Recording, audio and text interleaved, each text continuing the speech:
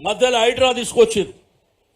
హైడ్రా చూసిరు కదా మీరంతా, ఇండ్లు కూలగొట్టేది మూసి నరి అని చెప్పి వాళ్ళతోని పెద్ద పెద్ద కాంట్రాక్టర్లతో మాట్లాడుకొని దోపిడీ చేసి వాళ్ళని భయం పెట్టాలనేటువంటి ఉద్దేశంతో ఇండ్లు కూలగొట్టారు.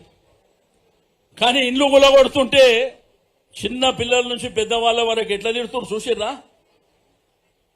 ఎట్లా తిడుతున్నారు? ఎప్పుడైనా మనం విన్నామా ఆ మాటలు? ఒక ముఖ్యమంత్రిని ఇన్ని మాటలు తిట్టినటువంటిది చూసినామా ఎప్పుడన్నా? అటువంటి పని చేసి నాలాంటి వాడిని తిడితే నేను హుస్సేన్ సాగర్లో పడి చచ్చిపోతుంటే ఇప్పటి వరకు. ఎందుకు రా నాయన, నాకు ఎందుకు? నేను సేవ చేయడానికి వచ్చిన ఇన్ని మాటలు, ఇన్ని బూతు మాటలు కుటుంబం మొత్తం కలిపి తిట్టారు. ఏం చేస్తాం మనమైతే? చచ్చిపోతుంటే నేనైతే. కాబట్టి మాట్లాడడం అనేది మైక్ పట్టుకుంటే ఏదన్నా మాట్లాడవచ్చు.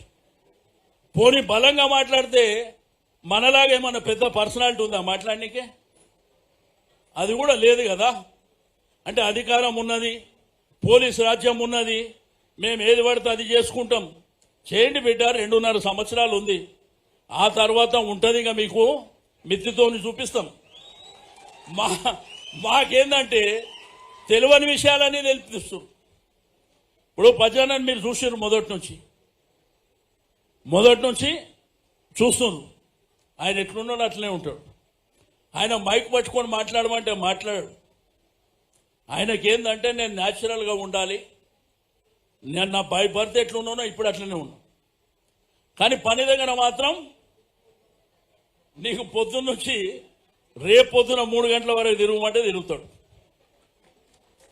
సమయం వచ్చినప్పుడు, టైం వచ్చినప్పుడు. కాబట్టి ఆయనకేంది ఆ పద్ధతిలో ఉండి ఒక గౌరవ మర్యాదలతోని రాజకీయం చేస్తాం.